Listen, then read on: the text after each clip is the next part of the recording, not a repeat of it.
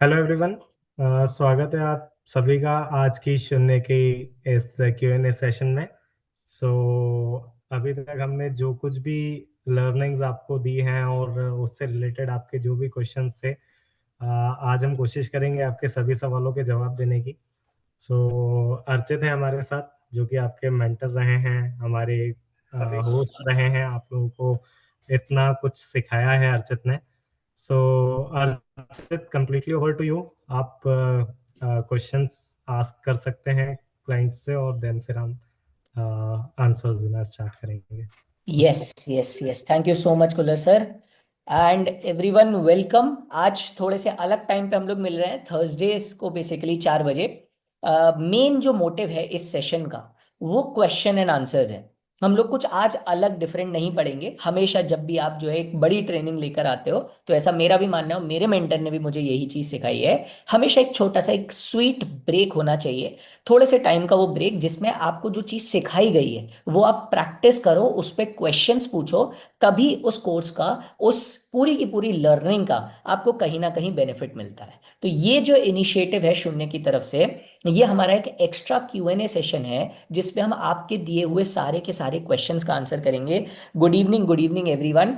I understand काफी सारे लोग इस समय ऑफिसेस में हो सकते हैं क्योंकि it's a working day. Saturdays को जनरली हमारे पास वर्किंग डे नहीं रहता है, बट ठीक है, हम लोग कोशिश करेंगे जितने लोग हो सकते हैं क्वेश्चन आंसर्स उनके सॉल्व करने की। जो भी उनको परेशानी है, जो भी उनको क्वेश्चंस आए, जो हमने लास्ट 5 क्लासेस में पढ़े, एक छोटा सा रिकैप लेंगे। एंड रिकैप के साथ साथ हम क्या करेंगे, हम रिकैप के साथ साथ हर क्लास के हिसाब से हम लोग क्वेश्चंस लेंगे। मैंने क्वेश्चंस को सेगमेंट कर रखा है हर क्लास के हिसाब से। बहुत सारे क्वेश्चंस थे, मैंने 30 क्वेश्चंस पिकअप करे हैं। एंड 30 क्वेश्चंस एक एक करके हम लोग आंसर करते चले जाएंगे। मैं सबसे ये एक्सपेक्ट करता हूँ सब लोग जल्दी जल्दी चैनल को लाइक कर लें, चैनल को सब्सक्राइब कर लें और वीडियो को लाइक कर दें।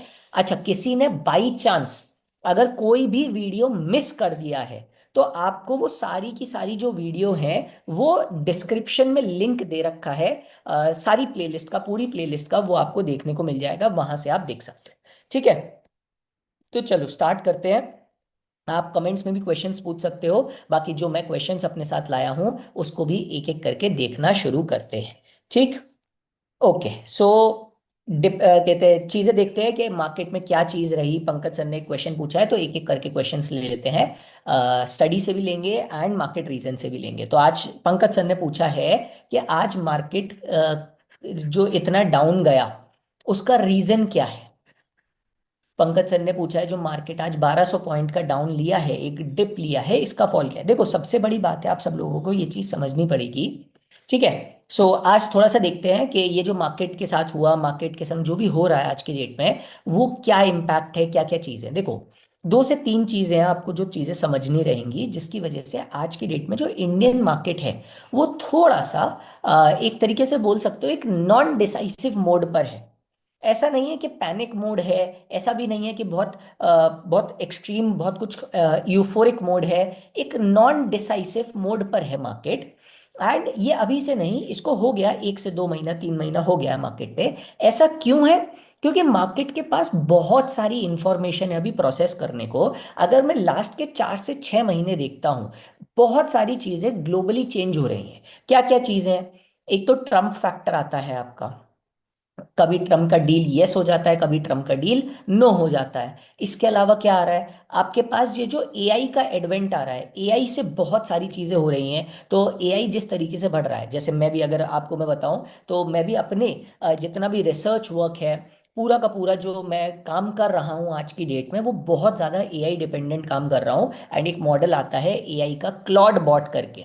तो जितने लोगों को एआई के बारे में सीखना है, क्लॉड बॉट करके एक चीज आती है, ये आपके लिए बहुत सारे फाइनेंशियल एनालिसिस करके देती है, आपको डायरेक्शंस बताती है, आपको समझाती है। जिस जिसको सीखना है ये सारी की सारी चीजें, एक बार कमेंट में सब लोग लिख देंगे एआई, तो एआई से रिलेटेड भी जो चीजें आ रही हैं मार्केट में वो भी समझेंगे। तो इंडिया के लिए क्या है, इंडिया को समझो यार, इंडिया का जो पूरा का पूरा लैंडस्केप है, 3 चीजों पे सबसे ज्यादा डिपेंड करता है।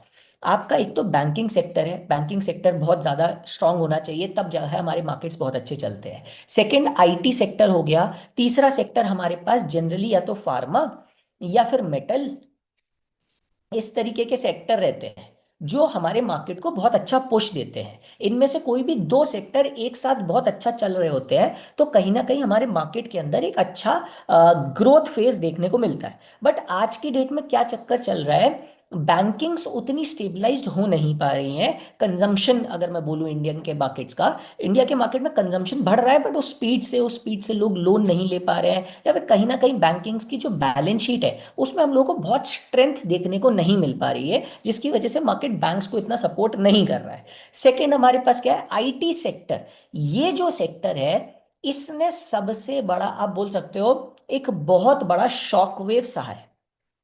अब ये पॉजिटिव में भी आप देख सकते हो, नेगेटिव में भी देख सकते हो, that is completely your choice to think of. So जब भी हम आईटी सेक्टर्स को देखने जाते हैं तो हमारे पास आईटी सेक्टर में क्या रहता है, आईटी सेक्टर का सबसे बड़ा जो कंपटीशन है आज की डेट में एआई है। एंड जिस हिसाब से, जिस स्पीड में यूएस और चाइना के अंदर काम चल रहा है एआई से रिलेशन में पूरा का पूरा, यहाँ पर आपके पास आईटी सेक्टर के अंदर उस चीज से खतरा आ गया, क्योंकि इंडियन इंडियन आईटी सेक्टर जो सबसे ज्यादा थ्राइव करता है, चाहे आप कोई सी भी कंपनी ले लो, देखो मैं नाम नहीं ले सकता ऑब्वियस रीजंस की वजह से, कोई सी भी कंपनी आप आईटी सेक्टर की उठा के देख लो, सबसे बड़ा प्रॉब्लम क्या है आईटी सेक्टर का आज की डेट में, every company is almost service dependent. Product dependent companies कम है। अगर मैं बाहर के देश की बात करता हूं तो बाहर के देश में जैसे गूगल हो गया, या फिर आपके पास नेटफ्लिक्स हो गया जो अपने आप में टेक्नोलॉजी कंपनी है, फेसबुक हो गया, माइक्रोसॉफ्ट हो गया, ये जो बड़े बड़े जायंट्स हैं जो बाहर हैं हमारे पास, they are not only service providers, they have their own products. Apple product company है, गूगल प्रोडक्ट्स भी देती है, सर्विसेज भी देती है, बहुत सारी चीजें। Indian IT industry is majorly majorly centred around services. और एआई के आने के बाद से सर्विस सेक्टर पे बहुत बड़ा एक अनसर्टेनिटी आ गया है कि यार ये सेक्टर सरवाइव भी करेगा या नहीं। अभी एआई समिट भी जो हुआ है, इंडिया एआई समिट, इसके अंदर भी बहुत सारी इंडियन आईटी बड़ी कंपनीज ने अपने पार्टनर, जितने भी एआई कंपनीज हैं उनसे कुछ पार्टनर करके कुछ लेकर जा रहे हैं। तो अभी मार्केट को ये समझ में नहीं आ रहा है कि यार ये दूसरा सेक्टर, अगर कल को बैंक स्टार्ट कर भी देते हैं एक अच्छा ग्रोथ पोटेंशियल दिखाना, बैंक को सपोर्ट करने वाला कौन होगा। बीच में भी मेटल्स आए थे, मेटल्स की हालत आपने देख ली, एकदम से बहुत सडन हमारे पास एक ड्रॉप देखने को मिला। फार्मा कंपनी में मैं बात करूं तो फार्मा कंपनी के अंदर भी कुछ एडेड एडवांटेज नहीं देखने को मिल रहे हैं। अगर मैं यूएस के डील की बात करूं जो अभी हमारे पास हुई है, यूरोप की जो मदर ऑफ ऑल डील्स हुई थी उसकी बात करता हूं, इन सब जगहों पर कुछ ना कुछ, वो होता है ना एक एस्ट्रिक मार्क, एक एस्ट्रिक मार्क के जो है यार इस पे टर्म्स एंड कंडीशंस अप्लाई। तो जब लोग वो सारी चीजें पढ़ रहे हैं, हमारा बजट जो आया, बजट ने बेसिकली थोड़ा सा इशू क्रिएट कर दिया, बजट ने बेसिकली बहुत ज्यादा एकदम से कुछ बहुत पुश नहीं दिया किसी चीज को, बट हाँ वही कंफ्यूजिव एक स्टेट पर है कि कैसे चीजें प्ले आउट होंगी। बहुत सारे फैक्टर्स आ गए हैं जिस वजह से मार्केट रिएक्ट नहीं कर पा रहा है, कभी 1200 पॉइंट नीचे, कभी 1000 पॉइंट ऊपर, कभी 500 पॉइंट नीचे, कभी 400 पॉइंट ऊपर। ये एक बड़ा एक रोल हो गया है। जब ये धीरे धीरे क्लैरिटीज आएंगी तब आप मार्केट को एक प्रॉपर ट्रेंड पकड़ता हुआ देखोगे, चाहे वो अप ट्रेंड हो चाहे वो डाउन ट्रेंड हो। राइट, चलो बहुत ही शानदार।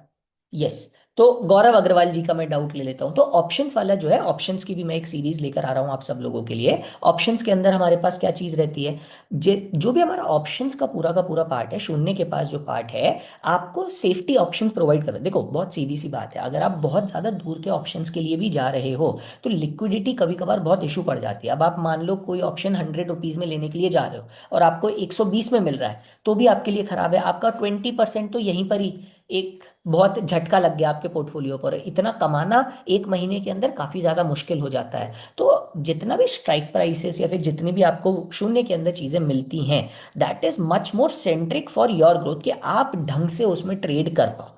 बाकी और भी मैं शून्य की टीम से बात करूंगा कि और क्या चीजें इसमें आपके लिए इंप्रूव हो सकती है। परफेक्ट है। यस सर, ऑप्शंस ट्रेडिंग में लॉस नहीं होना है तो क्या करना है। अच्छा, कितने लोगों को एक ऑप्शंस ट्रेडिंग की सीरीज चाहिए, right options in the chat section. यार अर्चित, जैसे हम लोगों ने प्राइस एक्शन की सीरीज सीखी थी जिसका डिस्क्रिप्शन में लिंक दे रखा है हम लोगों ने, एक बहुत ही शानदार सीरीज रही है, बहुत सारे लोगों ने बहुत प्यार दिया है इस सीरीज को। कितने लोगों ने प्राइस एक्शन की सीरीज अटेंड करी थी, राइट अटेंड। जिन्होंने नहीं अटेंड कर पाए उनके लिए लिंक इन डिस्क्रिप्शन हम लोगों ने दे रखा है।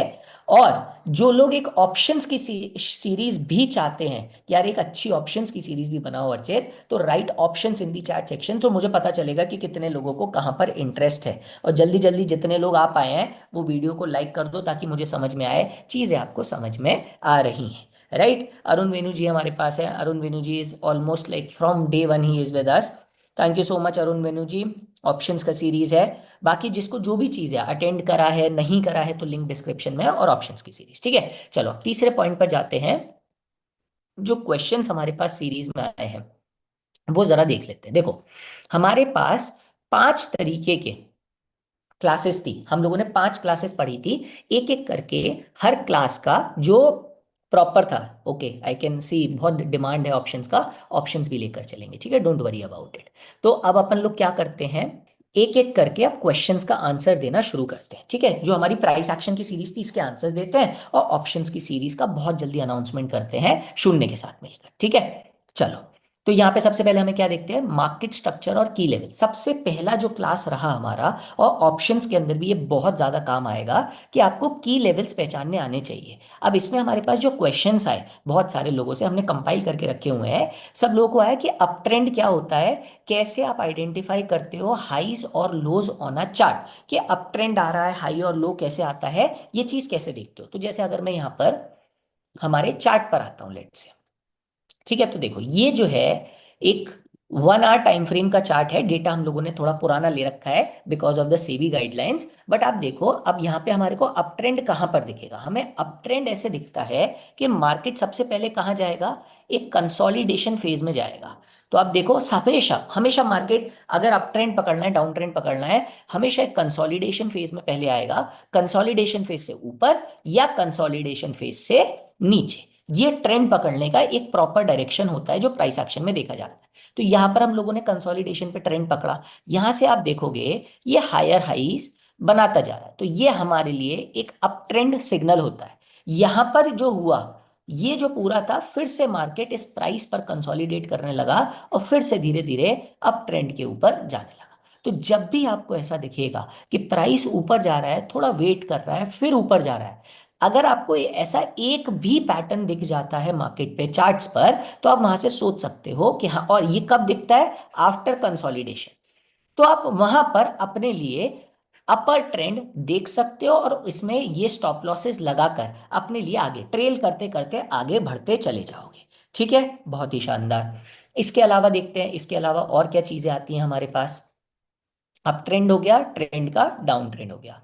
If a stock is making lower highs and lower lows, what does it tell you about the trend? अगर हमारा जो मार्केट है लोअर हाइस, ठीक है, लोअर हाइस एंड लोअर लोस, ये जो है इसको बोलते हैं lower high, lower high, lower loss. ठीक है, ये लोअर लो पिछले वाले से लो, अगर ऐसा कुछ बना रहा है तो ये हमें डाउन ट्रेंड बताता है। अगर हमारा मार्केट कंटिन्यूअसली ऐसे नीचे आ रहा है, इसका मतलब क्या होता है, जैसे मैंने अपनी वीडियो में भी समझा रखा था, लिंक डिस्क्रिप्शन में है, जिसने नहीं देखी है वो देख लेना। जब मार्केट एक डायरेक्शन में चलना स्टार्ट होता है तो ऐसा नहीं होगा कि वो 0 से लेकर 1000 एक दिन में पहुंच जाएगा। वो सबसे पहले क्या करेगा, जीरो पे आएगा। वो जीरो पे नहीं, जैसे मान लो 10 रुपीज से है, 10 से कहाँ पे जाएगा, सबसे पहले वो 10 से जाएगा 50 पर। अब जिसने 10 पर ले रखा था उसको पहले प्रॉफिट देगा। प्रॉफिट के बाद फिर क्या आ जाएगा, फिर वो यहां से चलना स्टार्ट करेगा, फिर वो अगली छलांग लगाएगा 80 90 तक, फिर प्रॉफिट बुकिंग करने के लिए मौके देगा। तो हमेशा मार्केट जब ट्रेंड पकड़ के जाएगा, चाहे ऊपर का चाहे नीचे का, नीचे वाले ट्रेंड को बोलते हैं शॉर्टिंग, कि मार्केट नीचे गिर रहा है, थोड़ा सा ऊपर गया, तो ये जो मार्केट ने, इसको बोलते हैं सेल ऑन राइज।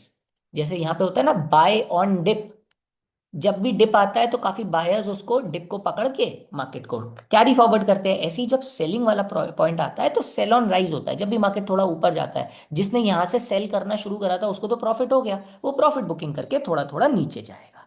ठीक है, बहुत अच्छा क्वेश्चन गौरव अग्रवाल जी का है। एक एक करके आते हैं क्वेश्चंस पे। ठीक है, ये चीज समझ में आती है हम लोगों को कि ट्रेंड कैसे हुआ, और हम लोगों ने क्या देखा इसके अंदर, what is the difference between support and resistance, can support become resistance. बहुत अच्छा क्वेश्चन था ये, जिसने भी पूछा हुआ है। क्या है अब इस क्वेश्चन के अंदर, देखो,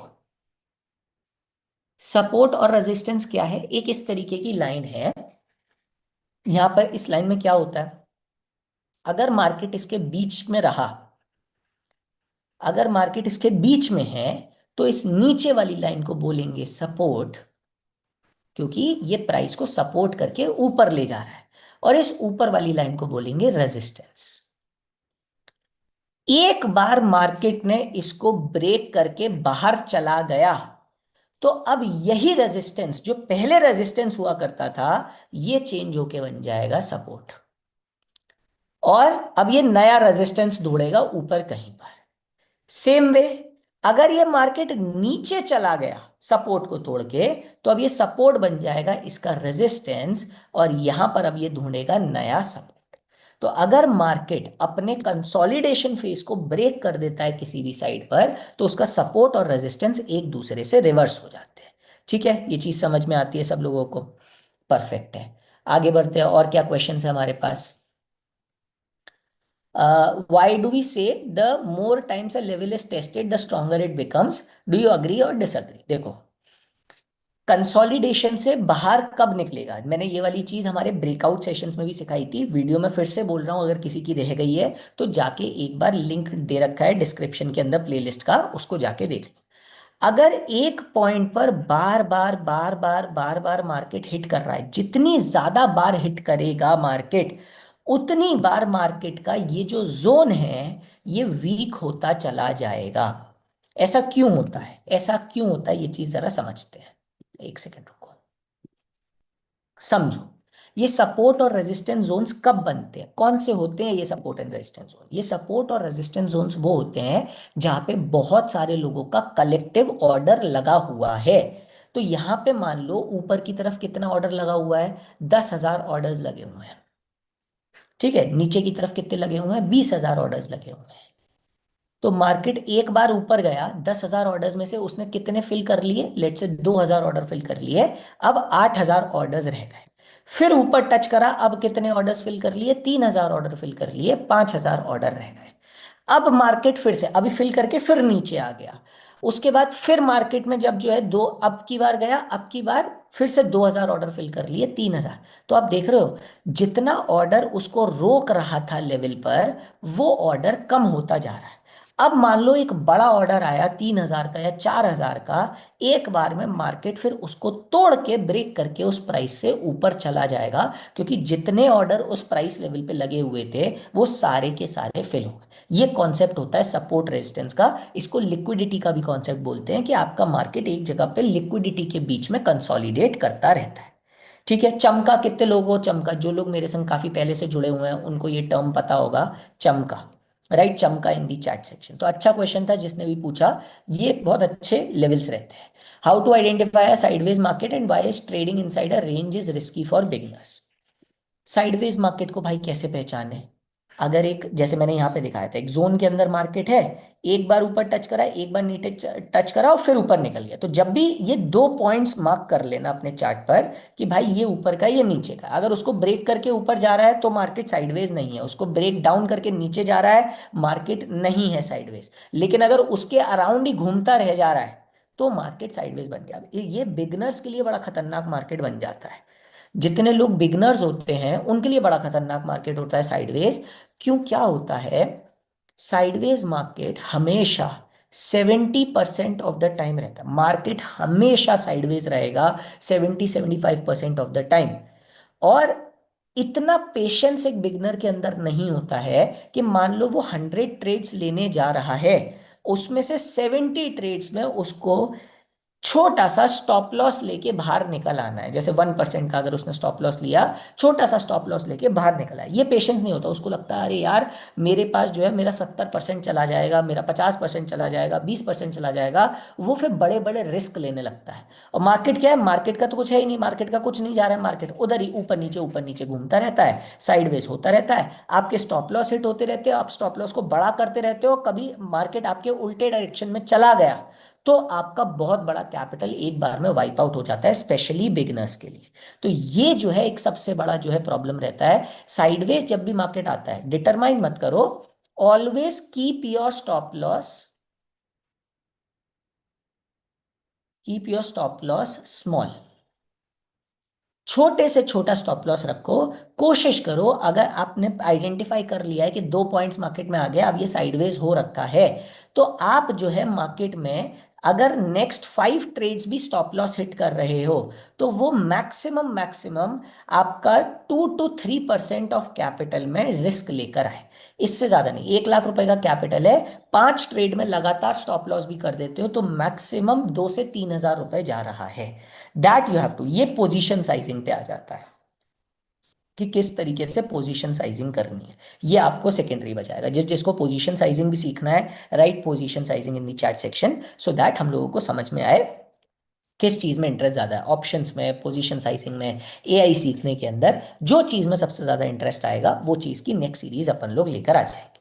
ठीक है, आगे बढ़ते हैं क्वेश्चंस की लिस्ट में। अब थोड़ा सा इधर ही आ जाते हैं क्वेश्चंस पे। What is swing high swing low, can you identify on the chart? Yes. ये जो है, अगर आपका कोई भी नियरेस्ट पॉइंट ऐसा होता है जहां पर आपके पास मार्केट ऊपर गया फिर वहां से नीचे आने लग गया, जैसे ये स्विंग हाई हो गया और नीचे से फिर ऊपर आने लग गया, तो ये स्विंग लो हो गया। तो यहां से अगर मार्केट ऊपर जाता है और यहां से नीचे जाता है तो मैं ज्यादा ध्यान दूंगा। Nearest swing high swing low क्या होता है? अगर मार्केट पे आप यहाँ पे खड़े हुए हो तो ये स्विंग हाई स्विंग लोज है। अगर आप मार्केट में यहाँ पर खड़े हुए हो तो स्विंग हाई ये बन गया आपका, स्विंग लो कहीं ना कहीं ये बन गया। जहां पे मार्केट नीचे से बाउंस करके ऊपर जा रहा है, ऊपर से बाउंस करके नीचे आ रहा है, वो स्विंग हाई स्विंग लो बन जाते हैं। ये विद रिस्पेक्ट टू चार्ट देखा जाता है। परफेक्ट है। स्टॉक लेने के बाद समझ नहीं आता है कब एग्जिट करें। करना है स्टॉक लेने के बाद मेरा प्राइस नीचे जाता है, ठीक है, ये अच्छा क्वेश्चन है, इसको भी आंसर करते हैं। मान लो आपने कोई भी चीज परचेज करी। ये चीज मैंने हमारी लास्ट की डे 4 और डे 5 वाली जो क्लास है वो बहुत अच्छे से समझा रखा है, प्लीज उसको जाके देखना, लिंक डिस्क्रिप्शन में है। कोई भी चीज आपने परचेज करी और परचेज करने के बाद लेट से उसका क्या था प्राइस, आपने मान लो 10,000 रुपीज में परचेज करा। ठीक है, अब आपको सबसे पहले तो ये देखना है कि आपने इसको टेक्निकल एनालिसिस पे करा है परचेज या फिर फंडामेंटल्स पर। अगर आप बोलते हो कि मैंने फंडामेंटल पर करा है, तो अगर मार्केट फंडामेंटल एनालिसिस में आप अगर मार्केट 20 से 25% के करीब ड्रॉप दिखा देता है, तो आप फिर उसमें अपनी पोजीशन थोड़ी थोड़ी कम करना शुरू कर सकते हो। नहीं तो फिर आप अपना टारगेट, जो भी आपने अपना मल्टी बैगर टारगेट रखा है, वो रख सकते हो। अगर आप टेक्निकल्स में कर रहे हो, तो टेक्निकल्स में कभी भी आप क्या करोगे, आपका एक स्ट्रिक्ट स्टॉप लॉस होगा 1 या 2% का, और स्ट्रिक्ट टारगेट होगा 3 या 4%। मार्केट नीचे आने लगे ऊपर आने लगे, हमें फर्क नहीं पड़ना चाहिए, हमारे को रूल्स को फॉलो करना है। इस रूल्स के बारे में डे 5 में मैंने बहुत ज्यादा बताया हुआ है। एक चीज मैंने समझाई है, plan the trade and then trade the plan. ये चीज हमारे लिए सबसे ज्यादा इंपॉर्टेंट है जब हम स्टॉक ले रहे हैं। मार्केट नीचे जा रहा है कोई दिक्कत नहीं, वो नीचे जाके फिर से ऊपर चला जाएगा, हो सकता है आप थोड़ा जल्दी ले लिए, तो वो नीचे जाके ऊपर जा सकता है। पर किस बेसिस पे लिए हैं उसका बहुत ज्यादा इंपॉर्टेंस है। नॉलेज बेस क्या है, क्या उसका टेक्निकल एनालिसिस नॉलेज बेस है, क्या उसका फंडामेंटल है, या आपने बस अपने मन से ले लिया कि यार मुझे तो अच्छा लग रहा था, मेरे दोस्त ने बताया था आके, तो चलो ले लेते हैं। अगर ये वाली चीज है, थोड़ा बहुत भी नीचे जा रहा है बाहर निकल आओ। टेक्निकल और फंडास पे अपने प्लान कर लो कि यार स्टॉप लॉस और टारगेट ये रहेगा, बात खत्म है। अब मुझे एक रोबोट की तरह सब चीजें एग्जीक्यूट करनी है। Become emotionless when you are trading in the market. यही चीज आपको बचाएगी कि ऊपर जा रहा है नीचे जा रहा है मुझे फर्क नहीं पड़ता है, क्यों? मैंने अपनी एंट्री बहुत अच्छी ले ली है, एग्जिट मैंने डिफाइन कर लिया, टारगेट मैंने डिफाइन कर लिया, बात खत्म है मेरी। ठीक है गौरव जी, आई होप ये चीज समझ में आई होगी। क्लास 2 में हम लोगों ने क्या समझा था? क्लास 2 में हम लोगों ने कैंडलस्टिक पैटर्न समझे थे, हमने पिन बार समझा था, मार्केट सेंटिमेंट समझा था। ये हम लोगों ने जनरली अपने डे 2 के सेशन में हम लोगों ने बता दिया था कि कैसा कैसे हम देखते हैं मार्केट सेंटिमेंट क्या है। Difference between a hammer shooting star, hammer और शूटिंग स्टार में ज्यादा कुछ डिफरेंस होता नहीं है, जस्ट दैट कि जब भी हम हैमर या शूटिंग स्टार को देखते हैं, इसको हमारे को इस तरीके से देखना है, इस तरीके से। अब हैमर में थोड़ी विक आ जाती है, शूटिंग स्टार में विक नहीं आती है, बहुत सारे तरीके होते हैं, मैंने बताया था पिछली बार, नाम से इतना कंफ्यूज मत होना। Nature of the candle. अगर ये हैमर हम लोगों को कहाँ पे देखने को मिलता है, ये हैमर हम लोगों को सपोर्ट के पास देखने को मिल जाता है। ये सपोर्ट और रेजिस्टेंस की लाइंस है। अगर हम लोगों को हैमर जो है यहां पर देखने को मिल जाता है, तो इसका इंपॉर्टेंस बहुत ज्यादा है किसके कंपैरिजन में? अगर हैमर हमारे को रेजिस्टेंस जोन पे देखने को मिलता है, रेजिस्टेंस जोन पर हो सकता है ये एक ट्रैप है, अब वापस मार्केट नीचे आ जाए। सपोर्ट पे ये कंपैरेटिवली ज्यादा बेटर बन जाता है कि मार्केट यहां से अब अच्छा, बायर का प्रेशर अच्छा पड़ रहा है तो ऊपर जा सकता है बायर्स। ठीक है, आई होप सब लोगों को समझ में आया होगा। जल्दी जल्दी लोग कमेंट्स को लाइक कर दे, वीडियो को लाइक कर दे और चैनल को सब्सक्राइब कर लें। डिस्क्रिप्शन में वीडियो दे रखी है, प्लेलिस्ट दे रखी है, अगर ये चीज़ फिर से जाननी है, पूरा का पूरा प्लेलिस्ट आप लोगों के लिए बनाया हुआ है। ठीक, इसके बाद आते हैं, if you see a doji candle forming at the resistance, how what does it signal? बहुत अच्छी बात है ये। अगर हम रेजिस्टेंस पर डोजी देख लेते हैं तो बताओ क्या सिग्निफाई होगा। मैं 1 मिनट का समय देता हूँ, 1 मिनट रुकता हूँ मैं, आप बताओ जब तक, और फिर मैं इसको कंटिन्यू करूँगा। अगर रेजिस्टेंस, बहुत ही अच्छा क्वेश्चन है जिसने भी ये पूछा है, अगर रेजिस्टेंस पर हमारे पास डोजी आ जाती है तो फिर रेजिस्टेंस की डोजी को हम कैसे इंटरप्रेट करेंगे? क्या ये बुलिश सिग्नल है, बियरिश सिग्नल है, कंफ्यूजिंग स्टेट है, कैसी स्टेट है? सोचो और बताओ जरा। गुड, ये कंफ्यूजिव स्टेट का नाम आता है, क्योंकि रेजिस्टेंस पे इसका मतलब है कि यार अब मार्केट कंफ्यूज हो गया है, क्योंकि एक तो ये रेजिस्टेंस है तो मार्केट को नीचे तो जाना चाहिए, बट बायर्स हैवी हो रहे हैं तो मार्केट को ऊपर भी आना चाहिए। तो ये जो दोनों चीजें जब हमारे पास यहाँ पे देखने को मिलती है, मार्केट कंफ्यूज हो जाता है। अब हमें क्या वेट करना है, या तो इसके हाई को ब्रेक करे या इसके लो को ब्रेक करे, उस डायरेक्शन पे अपन लोग अपनी ट्रेड लेने जा सकते हैं, ऑपोजिट डायरेक्शन पे एसएल लगाते हो। तो ये एक बहुत अच्छा सेटअप बन जाता है अगर आपको सपोर्ट या रेजिस्टेंस पे डोजी देखने को मिल जाती है। What makes a bullish engulfing valid, what confirmation? Bullish engulfing जब भी आप देखते हो तो बुलिश में आप कैसे देखोगे? हमेशा एक रेड कैंडल होगी, रेड के बाद जो कैंडल है वो पूरी की पूरी एनगल्फ करनी चाहिए लो से लेकर हाई को। ये एक प्रॉपर टाइप से एक एनगल्फिंग कैंडल बनेगी जो बुलिश नेचर की है। हाँ, आप ये वाली चीज भी बोल सकते हैं हम लोग कि एक जो है रेड कैंडल हमारी इस तरीके की बन रही है, एंड जो ग्रीन कैंडल है वो इस तरीके की बन रही है, हैमर टाइप। ये भी बुलिश एनगल्फिंग कैंडल के सेटअप में आएगी ये वाली कैंडल। तो दोनों सेटअप्स हमारे पास बुलिश एनगल्फिंग के होते हैं, सिर्फ बड़ी बॉडी नहीं। अगर बड़ी विक ग्रीन कलर में आ जाती है और इस तरीके का विक नीचे से ऊपर जा रहा है तो इसको भी अपन लोग बुलिश कैंडल बोलेंगे। और ये सपोर्ट है, छोटा रेजिस्टेंस है, छोटा सपोर्ट है। ठीक है, अभी बस समझाने के लिए है। जैसे ही हम लोगों ने कौन सी कैंडल देखी, हम लोगों ने कैंडल देखी यार, एक तो रिजेक्शन कैंडल आ रखी है, ये एक तरीके से बियरिश एनगल्फिंग कैंडल होगी। एनगल्फिंग नहीं है क्योंकि पिछला वाला कैंडल नहीं था, ये इसने गैप अप करा और ये कैंडल नीचे आ रखी है। इसके साथ हमने क्या देखा, एक डोजी कैंडल देख ली। दो कैंडल हमारे पास कंफर्मेशन के लिए हो गई कि मार्केट यहाँ पे कुछ बोलना चाह रहा है। यहां पर इसके साइड से अपन लोग एक शॉर्ट का कंडीशन लेंगे, इसको पिछली वाली कैंडल के हाई को स्टॉप लॉस रखते हुए। तो सोचो हमारे पास कितना बेसिकली आ सकता है, एक बार जरा इस पे देखते हैं। इसके लो से अपन लोग 1 से 1.5% टारगेट कर पा रहे हैं? नहीं, इस पे ऑप्शंस में कर लेंगे। 0.35% इमीडिएट फॉल आएगा, तो अगर हम ऑप्शंस को ट्रेड कर रहे हैं यहाँ पर तो वो चीज हमें बेटर देखने को मिल सकती है। कुछ और देखते हैं, कुछ बड़े ट्रेड्स देखते हैं। ठीक है, सपोर्ट और रेजिस्टेंस के बेसिस पे कुछ बड़े ट्रेड्स देखते हैं, रुक जाओ। इसी पे देख लेते हैं ना, ये हमारे पास बड़ा सपोर्ट और रेजिस्टेंस है, इस पे देखते हैं। ये देखो, ये हो गया ये, और ये हो गया ये। ठीक है, ये देखो दो कैंडल कितनी शानदार बनी है। सपोर्ट का लेवल है, एंड सपोर्ट के लेवल पर क्या बना हुआ है? सपोर्ट के लेवल पर एक हैमर कैंडल, उसके बाद भी एक हैमर कैंडल बनी हुई है। क्या बता रही है ये? कि यार मुझे ऊपर जाना है। अगर मैं यहां से देखता हूं, मार्केट ने एक अच्छी ऊंचाई को यहां पर कवर करा है। ठीक है, यहां तक नहीं जा पाया है, रेजिस्टेंस का इफेक्ट आ गया और मार्केट फिर बीच में साइडवेज फंसा रह गया। अब देखते हैं ऊपर की तरफ पे क्या हम लोगों को कुछ हैमर कैंडल दिख रही है। ये वाली एक कैंडल हैमर की दिख रही है हम लोगों को, इन्वर्टेड हैमर की, नीचे की तरफ ऐसे। ये जब आप थोड़ा सा चार्ट पे देखोगे ना, कुछ समय बिताओगे, तो आपको और ज्यादा क्लैरिटी से दिखने लगेगा। और यहां से हैमर पे ये जो है एक बार ऊपर गया, लेकिन दूसरी बार जब इसने हैमर को नीचे से ब्रेक करा है तो फिर ये रुका नहीं है, एक बहुत बड़ा सीरीज में इसने हम लोगों को प्रॉफिट देकर जाएगा अगर हम शॉर्ट की तरफ बैठे होंगे। ये पुराने चार्ट्स हैं, मैं फिर से बोल रहा हूँ, इसको जब तक आप प्रैक्टिस नहीं करोगे तब तक जो है आपको इस पे बेटर रिजल्ट्स नहीं दिखेंगे। सपोर्ट रेजिस्टेंस मार्क करो, सपोर्ट रेजिस्टेंस के बाद कैंडल स्टिक के पैटर्न के बेस के हिसाब से उसको बेटर करते चले जाओ। उसके बाद क्या है हमारे पास, वॉटर वॉल्यूम प्ले। वॉल्यूम अभी के लिए कैंडलस्टिक में आप अवॉइड कर सकते हो। हमारा बुजो candle forms on a daily chart, what does it tell, वही है हमारे पास एनगल्फिंग कैंडल्स को ही ये सारा चीजों का नाम देते हैं।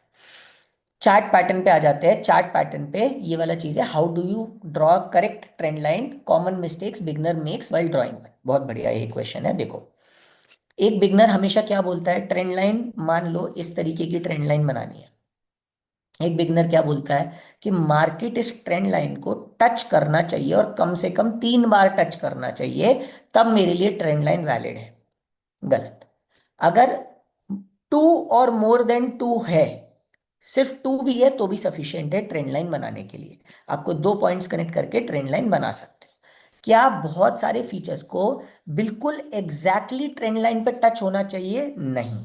बिगनर दूसरी क्या गलती करते हैं, बॉडी के बॉटम से ट्रेंड लाइन बनाए या फिर विक से बनाए, कोई फर्क नहीं पड़ता है दोनों से, कोई बहुत बड़ा ट्रेंड लाइन डिफरेंस नहीं आएगा।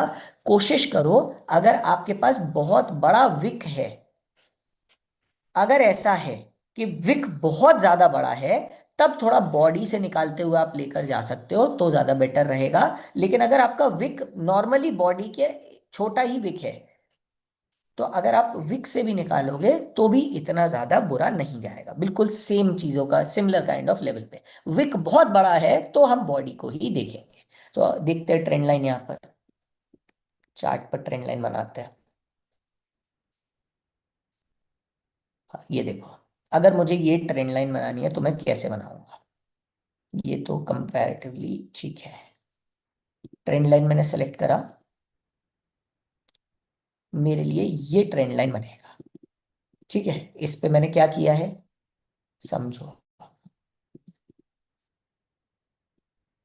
क्या मेरा सब चीजें टच हो रही हैं? नहीं, थोड़ा टच करवा सकता हूँ, थोड़ा सा करवा सकता हूँ। मैंने क्या क्या पॉइंट्स देखे हैं ट्रेंड लाइन के लिए? मैंने एक पॉइंट देखा है, मैंने एक पॉइंट देखा है ये वाला, और एक पॉइंट देखा है ये वाला। अब इसके बाद ये नीचे गया तो मैं इस पे एक शॉर्ट इनिशिएट करूंगा। ये वापस मेरी ट्रेंड लाइन पे आ गया, कोई बात नहीं, मैं इस जोन को निग्लेक्ट कर दूंगा और फिर इधर से एक लॉन्ग इनिशिएट कर दूंगा कि भाई मेरी ट्रेंड लाइन को इमीडिएट, सिर्फ एक अगर ट्रेंड लाइन बनाई थोड़ा सा नीचे जाके कोई चीज ऊपर आ रही है तो इसको इग्नोर करके हम लोग ट्रेंड लाइन के हिसाब से डिसीजंस लेना शुरू करेंगे। हाँ, अगर वो नीचे करके एक बार हायर हाई से नीचे, लोअर लो से नीचे आ गई, या फिर ट्रेंड लाइन आपने बनाई और ट्रेंड लाइन पे ऊपर की तरफ जा रही है और हायर हाई से ऊपर चली गई, तब ट्रेंड लाइन इनवैलिड होती है। जब वो हायर हाई का पैटर्न दिखाए या लोअर लोस का पैटर्न दिखाए, उससे पहले हम लोग ट्रेंड लाइन को वैलिड रखते हैं। ये चीज समझ में आनी चाहिए। ठीक है, और देखते हैं और हमारे पास क्या क्वेश्चंस आ रखे हैं ट्रेंड लाइन के अलावा। डबल टॉप डबल पैटर्न हम लोगों ने बहुत अच्छे से डिस्कस करा हुआ है। Ascending triangle descending triangle discuss करा हुआ है, ये क्लास नंबर 3 है। वॉल्यूम इंपॉर्टेंट, अगेन वॉल्यूम को नहीं, पहले पैटर्न्स को देखो। फ्लैग पैटर्न क्या है, बहुत ही शानदार तरीके से ये समझा हम लोगों ने। Flag pattern one of the favourite pattern भी हमारा। क्या पैटर्न रहता है कि अगर आपको एक कंटिन्यूअस मूवमेंट दिख रहा है और एक इस तरीके का मूवमेंट दिख रहा है, तो ये हायर हाई के लो को रिप्रेजेंट करता है। तो इसको आप मार्क कर लेंगे .1, इसको मार्क कर लेंगे .2, और फिर क्या करेंगे, 2 - 1 जितना होता है यहां से उतना, ये हम मान लेंगे पॉइंट नंबर 1, 1 डैश और 2 डैश। तो 2 - 1 should be equals to 2 dash - 1 dash. हम इतना बड़ा टारगेट लेकर, तो बड़े टारगेट्स के लिए ये बहुत काम आता है। यस सर, ज्यादा पैसा लेके आप ट्रेड करते हो, जितना पैसा लूज करने में आपकी क्षमता नहीं है उससे ज्यादा आप पैसा लूज करने के लिए लेकर जा रहे हो मार्केट में, इस वजह से ये सारी चीजें होती है। अगर मान लो आप रोज का, दिन का, अब सोचना, ये वाली चीज मुझे बताना सब लोग, अगर मान लो आप दिन का 1 करोड़ रुपए कमा रहे हो, और मैं आपसे बोलूं कि दिन का, अगर आप हर दिन 1 करोड़ रुपए कमा रहे हो और आपको जो है 100 रुपीज का रिस्क लेना है, कि आप लोगे या नहीं लोगे? हाँ या ना, जल्दी जल्दी लिखो इस पे मुझे चैट सेक्शन पे। अगर 1 करोड़ का आप रोज कैपिटल कमा रहे हो और 100 रुपए का रिस्क लेना है, तो आप लोगे या नहीं लोगे? यस और नो? राइट? लोगे, क्यों लोगे? क्योंकि आप 1 करोड़ कमा रहे हो, 100 रुपए में अगर कुछ आ गया बहुत ही अच्छी बात है, नहीं आया तो आपको कोई दुख नहीं है, क्योंकि आप कमा रहे हैं। यही चीज शेयर मार्केट की है। अगर आप कमा रहे हो लेट से 5,000 रुपए दिन का, और आप लॉस ले रहे हो 3,000 रुपए दिन का, तो आपको तो डर लगेगा ही। This is very natural in nature. क्योंकि आपको पता है कि 3-3 हजार रुपए लॉस होते चले गए, मैं खाऊंगा क्या, पीऊंगा क्या, कैसे क्या करूंगा? तो उतने का ही रिस्क लो, पहले कम से आ जाओ ना, कोई दिक्कत थोड़ी ना है, 1,000 रुपए से आ जाओ। एक स्टॉक लेके ट्राई कर लो, 100 रुपए से स्टॉक का ट्राई कर लो, स्टडी करके करो। लेकिन जब तक पैसा नहीं लेकर आओगे मार्केट के अंदर, हमेशा डर लगता रहेगा। और पैसा कब लेकर आओगे? जब आपके पास वो पैसा है जो आप साइड में रखकर रिस्क ले सकते हो। राइट? रिस्क लेने वाला पैसा लेकर आओ मार्केट के अंदर। मार्केट के अंदर इस तरीके से नहीं कि जो है जितना है जो है, चलो सब घर बार बेच के मार्केट पे चलते हैं, आज अमीर बन ही जाएंगे। ओके, थोड़ा सा अपनी कैपिटल को, थोड़ी सी अपनी एपेटाइट को सुधारो, और बढ़िया तरीके से, जितनी प्रॉब्लम गौरव सर बोल रहे हैं, ऐसी कोई भी प्रॉब्लम नहीं आएगी। If a break happens, but breakout happens, but price quickly comes back inside the pattern, what does that mean? That means कि आपने पुल बैक का वेट नहीं करा। अगर मान लीजिए आपने ट्रेंड लाइन हो गई, सपोर्ट रेजिस्टेंस हो गए, प्राइस एकदम बाहर निकली और आपने इमीडिएटली ट्रेड ले लिया, यहां पर एंट्री बना दी, आप फंस जाओगे। आपको क्या करना है? पहले वेट करना है पुल बैक का, और फिर जब मार्केट ऊपर जाने लगे तब आपको एंट्री बनानी है। बहुत सीधी सी बात है। यस। तो हम लोगों को एंट्री पुल बैक के बाद बनानी है, तो हमारे पास ये जो फेक होता है कि मार्केट ऊपर गया और फिर नीचे आ गया, इससे बच जाएंगे। Pull back is the answer for this thing. ये हम लोगों ने क्लास 2 में और क्लास 3 में डिस्कस करा हुआ है। जितने लोगों ने नहीं देखा है, लिंक डिस्क्रिप्शन में दे रखा है, लिंक से जाके एक बार वीडियो सीरीज को देख लो। ठीक है, अब आ जाते हैं चौथे वाले क्लास पर। चौथे पर क्या है कि why should beginner always start analysis from higher time frame before going to a lower one. एक बिगनर को मार्केट के डायरेक्शंस इमीडिएटली पता नहीं चलते हैं। तो एक बिगनर के लिए 3 मिनट, 5 मिनट, 10 मिनट, 15 मिनट, अगर आप ट्रेड करने निकलोगे, बहुत चांसेस है ट्रेड गलत होंगे। तो किसको सुधारें कैसे? आपको कुछ नहीं करना है, सबसे पहले 1 डे का टाइम फ्रेम देखना है, 1 आवर का टाइम फ्रेम देखना है, उसके बाद फिर देखना है 30 मिनट का, 15 मिनट का, और फिर 5 मिनट का। अगर आप 5 मिनट में ट्रेड कर रहे हैं तो इस तरीके से आप नीचे जाओगे। कौन से कॉम्बिनेशन के साथ कौन सा टाइम फ्रेम बेटर है, ये मैंने डे 4 ऑफ द क्लास में एक पूरी लिस्ट बना के दी थी, और ये लिस्ट बहुत काम की लिस्ट मैंने बना के दी थी मल्टी टाइम फ्रेम एनालिसिस में। इसका लिंक जो है आपको डिस्क्रिप्शन में मिल जाएगा, इस प्लेलिस्ट का, जिसमें आपको ये क्लास 4 मिल जाएगी। इसके अंदर 1 डे के साथ अगर आप ट्रेड कर रहे हो तो 30 मिनट ट्रेड कर लो, 1 आवर के साथ 15 मिनट का कॉम्बिनेशन रहता है, 30 मिनट के साथ 5 मिनट। तो ये जो कॉम्बिनेशन है, कौन सा कॉम्बिनेशन किसके साथ बढ़िया रहता है, कौन सी ट्रेड आप कर सकते हो, स्कैल्पिंग कब कर सकते हो, इंट्राडे कब कर सकते हो, पोजिशनल कब कर सकते हो, ये मैंने डे 4 में दे रखा है। डिस्क्रिप्शन में इसका लिंक है, इसको जरूर देख लेना। ठीक है? Yes. Trailing stop loss generally नहीं रहता है ब्रोकर्स के अंदर।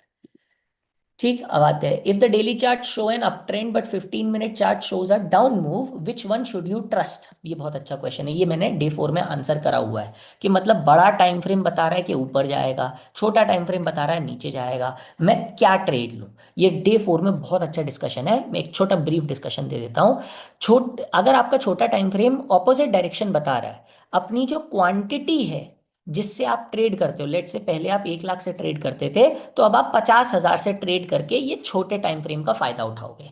अगर वो ऑपोजिट हो जाता है, छोटा सा स्टॉप लॉस लगाओगे, छोटा सा स्टॉप लॉस लेके बाहर आ गए, काम खत्म है। लेकिन अगर वो इस टाइम फ्रेम के हिसाब से एक अच्छा टारगेट दे गया, तो आपको एक अच्छा टारगेट देखने को मिल जाए, बट क्वांटिटी हमेशा कम रखनी है, आधी रखनी है। सर, बाय और सेल रिकमेंडेशन या होल्ड और सेल रिकमेंडेशन मैं नहीं दे सकता हूं। सिल्वर के अंदर ये चीजें हैं। अगर आप सिल्वर देख रहे हो, तो जो व्यू पॉइंट बनता है वो ये बनता है, या तो आप जो है फंडामेंटल के हिसाब से लॉन्ग टर्म के लिए देख रहे हो।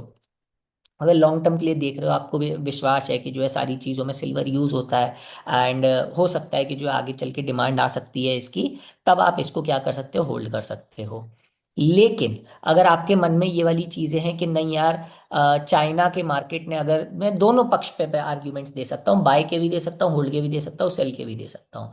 अगर आपको ऐसा लगता है कि कल को चाइना ने जो आज की सप्लाई कंट्रोल करके रखी हुई है, एक्सपोर्ट बैन करके रखा हुआ है सिल्वर का, कल अगर चाइना उस बैन को हटा देता है, खोल देता है, तो बहुत सारा सिल्वर मार्केट में आ जाएगा, जिसकी वजह से उसका डिमांड और क्रैश कर जाएगा, प्राइस और नीचे जाएगा। तब फिर हो सकता है कि आप धीरे धीरे सिस्टमैटिकली बाहर निकलना शुरू कर दें। डिपेंड करता है क्या लेवल्स पे आपने खरीदा है, कितने पैसे से खरीदा है। अगर आपका अमाउंट काफ़ी बड़ा है तो हो कहते हैं ये वाला चीज़ आप ट्राई कर सकते हो कि थोड़ा थोड़ा उसका अपना रिस्क कम कर लो। रिस्क कम कैसे करोगे? थोड़ी पोजीशन साइजिंग को कम कर लो, बस ये वाला चीज़ है। बाय करो, होल्ड करो, सेल करो, सर ये थोड़ा सा आप अपने फाइनेंशियल एडवाइजर से पूछो, एक रजिस्टर्ड एडवाइजर से पूछो, वो ज़्यादा बेटर रहेगा। यहाँ पर मेजरली जो चीज़ है वो ये है, आपको हेल्प में ये चीज़ कर सकता हूँ कि आपको जो आर्ग्यूमेंट सुनने हैं, चाहे होल्ड के हो जाए चाहे सेल के हो जाए, मेरे पास दोनों के बहुत स्ट्रांग आर्ग्यूमेंट्स हैं। आप दोनों को सुन सकते हो और अपने लिए डिसीजन बना सकते हो। यस। आज मार्केट गिरने का कारण, पंकज जी मैंने स्टार्टिंग में, इसी वीडियो के स्टार्टिंग के 10 मिनट में बताया हुआ है आज मार्केट के वीडियो का कारण। थोड़ा सा पीछे कर लीजिए वीडियो और आपको पता चल जाएगा। ठीक है। सर फ्यूचर में कम रिस्क रहता है क्या? नहीं नहीं नहीं, इंडियन मार्केट में फ्यूचर में आपका दिक्कत यह है, चार्जेस बहुत ज़्यादा हैं। और चार्जेस कौन से ज़्यादा हैं? चार्जेस आपके गवर्नमेंट चार्जेस बहुत ज़्यादा है, गवर्नमेंट वाले जो चार्जेस है वो बहुत ज़्यादा आपके चार्जेस बढ़ जाते हैं। गवर्नमेंट के चार्जेस कौन से होते हैं आपके पास? एसटीटी का जो चार्ज लगाया है अभी गवर्नमेंट ने, 0.02% से बढ़ाकर 0.05% कर दिया, जो कि बहुत बड़ा चेंज है। तो फ्यूचर्स में इंडियन मार्केट में आज की डेट में थोड़ा रिस्क बढ़ जाता है, specially because of the charges. तो ये थोड़ा सा आपको ध्यान में रखना पड़ेगा। ठीक है। और कोई किसी को क्वेश्चन हो तो वो पूछ सकता है जब तक मैं ये वाला कर रहा हूँ। What does time frame Confluence means in simple terms? Time frame Confluence मतलब कि दो टाइम फ्रेम, एक बड़ा टाइम फ्रेम और एक छोटा टाइम फ्रेम, दोनों चीजें आपको बता रहे हैं कि आप बुलिश जा सकते हैं ट्रेड पर, या दोनों टाइम फ्रेम आपको बता रहे हैं बियरिश जा सकते हैं। जब ये साथ में मिलकर शुरू कर देते हैं आपको सिग्नल देना एक ही डायरेक्शन पर, तब आपका सिग्नल सबसे ज्यादा कन्विक्शन का स्ट्रांग बनता है। डे 4 के अंदर हम लोगों ने बहुत बहुत शानदार तरीके से ये सीखा है। मैं फिर से बोल रहा हूं, सारे सीरीज में सबसे इंपॉर्टेंट जो है वो हमारे पास डे 4 है। राइट। सो ये डे 4 हमारे पास, हम लोगों को इसको सेट करना है। ठीक। परफेक्ट है। इसके अलावा क्या है हमारे पास? Why is it risky to trade only based on 5 minute time frame without checking the bigger picture? देखो, मैंने ये फिर से क्लास 4 में बहुत अच्छा डिस्कशन हुआ है। बड़ा टाइम फ्रेम हमेशा आपको डायरेक्शन ऑफ मार्केट देगा, और छोटा टाइम फ्रेम हमेशा आपको डायरेक्शन ऑफ ट्रेड देगा। अगर आपका direction of market is equals to direction of trade है, तो आप एक स्ट्रॉन्ग ट्रेड ले सकते हो। बट अगर आपके ये दोनों ऑपोजिट डायरेक्शन में है, तो आपका ट्रेड हो सकता है आप एक छोटी क्वांटिटी में लो, बट आप मार्केट की फोर्सेस से कभी नहीं लड़ सकते हो। सबसे बड़ा स्मार्ट मनी बड़े टाइम फ्रेम पर दिखेगा, छोटे टाइम फ्रेम पर स्मार्ट मनी दिखेगा ही नहीं। छोटे टाइम फ्रेम पे सिर्फ ट्रैप्स दिखेंगे आप लोगों को। सारी वीडियो रिकॉर्डिंग कैसे देखे? सर लिंक आपके डिस्क्रिप्शन में दे रखा है, यही वीडियो का लिंक आपके डिस्क्रिप्शन में है। इसमें पूरी प्लेलिस्ट हम लोगों ने बना रखी है पूरे प्राइस एक्शन की, class 1, class 2, class 3, class 4, class 5। Class 4 की भी लिंक है, क्लास 5 की भी है, 1 की भी है, 2 की भी है। 5 क्लास की सीरीज बनी थी प्राइस एक्शन की। बहुत शानदार रिस्पॉन्स मिला आप सब लोगों को। सारे लोग जाकर अभी डिस्क्रिप्शन बॉक्स से लिंक देखकर देख लो। ठीक है। अब आ जाता है क्लास 5। इसमें हम लोगों ने पूरा ट्रेड मैनेजमेंट समझा था कि किस तरीके से ट्रेड मैनेज करते हो। ब्रेकआउट एंट्री और पुल बैक एंट्री में फर्क क्या है, कौन सी सेफ है? पुल बैक हमेशा सेफ है, बिगनर के लिए तो बहुत ज्यादा। याद रखो इसको, कभी भी मार्केट अगर एक लेवल को ब्रेक करता है तो ब्रेक करने पर एंट्री नहीं लेनी है। हमेशा कैसे एंट्री लेनी है?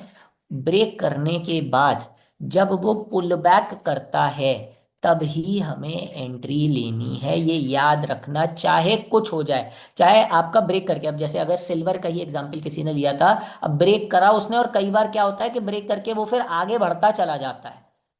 तो फिर बहुत दुख होता है, अरे यार मेरी ट्रेड रह गई, मेरी ट्रेड रह गई। ये सब दुख नहीं करने हैं।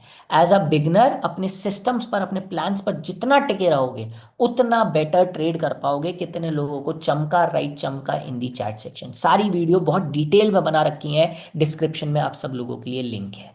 Second, where should a beginner place stop loss and why in entering a long trade, why? Stop loss आपके दो तरीके से हो सकते हैं। हमने 3 से 5 तरीके के स्टॉप लॉस पढ़ रखे हैं अपनी डे 5 वाली क्लास में। दो तरीके के मेन स्टॉप लॉस है। पहला, swing low based stop loss. Swing high swing low based stop loss के जो नियरेस्ट स्विंग लो है, नियरेस्ट स्विंग हाई है, उसके हिसाब से स्टॉप लॉस आप बना दो। दूसरा क्या होता है stop loss? Percentage based stop loss. Percentage based आप स्टॉप लॉस लगा दो कि आप क्या करो इसके अंदर, 1% 2% ऑफ द टोटल कैपिटल। तो हमने डे नंबर 5 की वीडियो में ये समझ रखा है, मैथमेटिकल स्टॉप लॉस और चार्ट बेस्ड स्टॉप लॉस को हम लोगों ने देख रखा है। उस वीडियो को एक बार ढंग से देख लो, डिस्क्रिप्शन में आपके पास लिंक है। ठीक है, अब इसके बाद क्या है? ठीक है, अब इसके बाद क्या आता है हमारे पास? क्वेश्चंस क्या है? What is risk reward ratio if you risk 100 on a trade, where should be your target as per 1:2 risk reward? Risk reward ये है, मान लो आपने 10,000 रुपए का ट्रेड लिया, 10,000 रुपीज का ट्रेड लिया, और आपने स्टॉप लॉस लगाया स्विंग लो पर। ठीक है, चार्ट बेस्ड आपने स्टॉप लॉस लगाया। यहां पर आपका स्टॉप लॉस बन रहा है 1,000 रुपीज का। 10% ऑफ द कैपिटल आप लूज करने के लिए तैयार हो, कोई दिक्कत वाली बात नहीं है। इसके अगेंस्ट में आपको क्या करना है? एटलीस्ट 20% टारगेट होना चाहिए। वो 10,000 पे ऐसे क्या कहते हैं, हवा हवा में टारगेट नहीं होना चाहिए। आपका जो नेक्स्ट स्विंग हाई है या चार्ट जो बन रहा है वो एटलीस्ट 20% का अपसाइड दे रहा हो, तब जाके आप 1:2 के रिस्क रिवॉर्ड में आओगे, और तब जाके आप प्रॉफिटेबिलिटी थोड़ी बहुत भी देख पाओगे, वरना नहीं देख पा रहे। इस बात को याद रखना। ठीक है, ब्रेकआउट जो है वो दोबारा हाई क्रॉस करे। यस, ब्रेकआउट दोबारा हाई क्रॉस करे, उसको पुल बैक बोलते हैं, वो हम लोगों को करना है। Sir indicators like RSI this का कितना रोल है while taking the trades? Indicators हैं, आपको इंडिकेट कर देंगे कि मार्केट यहां से बुलिश जा रहा है, बियरिश जा रहा है। इंडिकेटर से ज्यादा बढ़िया है, इंडिकेटर से इंडिकेशन ले लो। सबसे ज्यादा बढ़िया रिस्क मैनेजमेंट और पोजीशन साइजिंग रहता है, और प्राइस एक्शन रहता है। प्राइस एक्शन मैंने आपको 5 वीडियोस में सिखा रखा है, जिसका लिंक डिस्क्रिप्शन में आपके पास है। स्टॉक फ्यूचर में काम करते हैं तो एसटीटी जितना प्रॉफिट किए हैं उसमें एसटीटी लगता है क्या? हाँ, प्रॉफिट पे नहीं, पूरे आपके उस पे लगता है, पूरी पोजीशन पर एसटीटी लगता है आपका। वो बहुत बड़ा अमाउंट हो जाता है। इस वजह से थोड़ा फ्यूचर्स को थोड़ा सा अवॉइड अभी के लिए, क्योंकि चार्जेस बहुत ज़्यादा हो गए। ऑप्शंस थोड़े बहुत ल्यूक्रेटिव दिखते हैं अभी आज की डेट में, और आपके जो स्टॉक्स हैं वो थोड़ा ल्यूक्रेटिव दिखते हैं। इंडिया में फ्यूचर्स का मार्केट जो है वो थोड़ा सा ठंडा है। ठीक, आगे बढ़ते हैं। Why should you never risk your entire capital on a single trade? ऐसा बोला जाता है, never put all your eggs in one basket, Warren Buffett बोलते हैं। क्योंकि एक बार अगर आपके हाथ से वो बास्केट छटक के गिर गई, आपके सारे एग्स टूट जाएंगे। तो ऐसे ही यू हैव टू, ये हमने रूल क्लास 4 और क्लास 5 में समझा था। Number 1 rule of stock markets, never lose your capital. कभी भी अपना मूल रकम नहीं खोएंगे। और number 2 of the rule of the finances, never forget rule number 1। कभी भी रूल नंबर 1 को भूलेंगे नहीं। तो कभी भी हमेशा आपका ये होना चाहिए, अगर आप 10,000 रुपए से भी ट्रेड कर रहे हैं, आपको ये 10,000 रुपए कैसे बचाने हैं। आपको एक राजा की तरह ट्रीट करना पड़ेगा अपने पैसे को, अपने जैसे राजा अपने किंगडम को, अपने महल को ट्रीट करता है, ऐसे आपको राजा बन के इस कैपिटल को ट्रीट करना है। किसी भी हालत में आपको ये कैपिटल बचाते हुए चलना है। छोटे छोटे रिस्क लेते जाओ ताकि आप इस कैपिटल को बड़ा कर सको, बट इतना बड़ा मत रिस्क लो कि दोबारा मैदान में आ ही ना सको लड़ने के लिए। ठीक है, चलो। Why does what does profit booking mean, why it is useful? देखो, कभी कभी क्या होता है, और ये कितने लोगों के साथ होता है मुझे लिख के बताना। मान लो आपने 10,000 रुपए का ट्रेड लिया। अब इस 10,000 रुपए पे आपको 1,000 रुपए का प्रॉफिट हो रहा है। इसके बाद आपको 2,000 रुपए का प्रॉफिट हो रहा है। फिर आप क्या सोचते हो कि यार 3,000 का हो जाए तो और मजा आ जाए, 5,000 का हो जाए तो और मजा आ जाए, और इसी लालच के चक्कर में आप क्या करते हो? रुके रहते हो। और कभी कभार वो क्या करता है, 2,000 से वापस लौट कर 2,000 के लॉस पर आ जाता है। तब आप भगवान से दुआ करने लगते हो, अरे बस नेट टू नेट पे निकाल दे, 2,000 प्रॉफिट दिख रहा था अभी तक तो, अरे यार ऐसा मत कर, बस 2,000 का लॉस दिख रहा है, नेट टू नेट पे मुझे निकाल दे और बात खत्म हो जाएगी, मुझे और नहीं चाहिए, बस मैं ब्रेक इवन पे निकल। तो ये सब नहीं करना है। अगर आप अपने कैपिटल पर, जो भी आपने कैपिटल लगाया है, इस पर एक से, मतलब एक भी नहीं, 0.5 से 1% अगर आप बनता हुआ देख रहे हैं, आप ट्रेड से एग्जिट लेने का प्लान बनाना शुरू कर दीजिए एज अ बिगनर। जब आप एडवांस, आप जो है थोड़े से बड़े एडवांस ट्रेडर हो जाएंगे, तब आप इसमें और चीजें सोच सकते हैं। एज अ बिगनर आपको प्रॉफिट दिख रहा है, ऐसा नहीं कि बिल्कुल ऐसा 10,000 रुपए पे 50 रुपए का प्रॉफिट दिख रहा है तो आ गए, नहीं। 10,000 रुपए पे आपको एटलीस्ट लगभग लगभग कितना, 400 500 रुपए का, अगर 200 250 300 रुपए का प्रॉफिट दिख रहा है, आप अपने एग्जिट्स प्लान कर सकते हैं, 500 रुपए तक के प्रॉफिट में एग्जिट प्लान्स कर सकते हैं। वो बहुत ज्यादा बेटर रहता है। अगर आप उसमें बैठे रहेंगे बहुत लंबे समय तक, दिक्कत क्या है कि मार्केट घूमता बहुत जल्दी है, और घूमने के बाद जब वो स्टॉप लॉस लेने आएगा, अगर आप मार्केट में एक बार इस तरीके के प्रॉफिट पर निकल गए, या तो आप अपना स्टॉप लॉस को कट टू कट इस पर ले आओ और उसके बाद ट्रेल करते चले जाओ, बट एक बार प्रॉफिट हो गया और वो भी डिसेंट प्रॉफिट हो गया मार्केट से आपको, उसके बाद आप लॉस में जाके एग्जिट करो, ये आपकी मेंटल साइकोलॉजी के लिए बहुत डिस्टर्बिंग हो जाता है।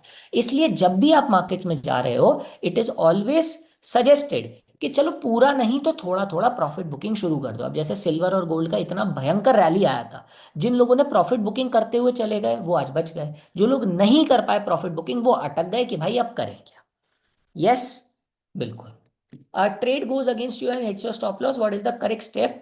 रिवेंज ट्रेड और वेट। देखो ये मैंने लास्ट क्लास 5 में भी बताया था, जिसका लिंक आपको डिस्क्रिप्शन में मिल जाएगा। अगर आपने अपने कैपिटल का 15 से 20% लूज कर दिया है, तो आप 7 डेज का ब्रेक ले लें, चुपचाप से दूर हट जाएं सिस्टम से, बस सिस्टम को ऑब्जर्व कीजिए, कोई ट्रेड लेने की जरूरत नहीं है, और अपने आप को शांत रखने का कोशिश कीजिए। रिवेंज नहीं लेना है मार्केट से, मार्केट आपसे बहुत ज्यादा बड़ा है, market is always always supreme. तो मार्केट से पंगा नहीं लेना है कि नहीं यार अब तो हम इसको दिखा के ही रहेंगे, हम दुनिया के सबसे बढ़िया ट्रेडर हैं, ये हैं वो है, सारी चीजें धरी की धरी रह जाएंगी, पूरा पैसा चला जाएगा। आपको फोकस बस किस पे करना है? अपने सिस्टम्स पे, अपने प्रोसेस पे। अगर आपको लगता है कि आप मेंटली उस समय स्टेबल नहीं है, कि यार मैं स्टेबल नहीं है का मतलब क्या होता है कि यार आपके दिमाग में बहुत सारी चीजें चल रही है, काम का लोड चल रहा है, या फिर फैमिली का कोई प्रेशर चल रहा है, कुछ घर में हो रखा है, घर में लड़ाई झगड़े हो रखे हैं, उस दिन या फिर उस स्टेट में, अपने मेंटल उस स्टेट में थोड़ा सा मार्केट से दूर रहिए। स्टॉक मार्केट को आपको ये चीज समझनी पड़ेगी, जितना शांत रहेंगे, जितना कम लालच होगा, जितना कम डर लगेगा, जितना कैपिटल उतना रखेंगे, जितना आपका कंट्रोल है, आप उतना बेटर इस मार्केट में कर पाएंगे। बहुत सीधी सी बात है, बहुत सीधा रूल है इस मार्केट का। ठीक है। In one line, what is the most important thing price action taught me so far? सो अगर मैं बात करता हूँ, ये आखिरी क्वेश्चन है हमारे पास, जिसको और क्वेश्चन पूछने वो पूछ सकता है। जब हम मार्केट पे जाते हैं, everything revolves around price. Price ही ऊपर जाता है, प्राइस ही नीचे जाता है, प्राइस ही प्रॉफिट देता है, प्राइस ही लॉस देता है।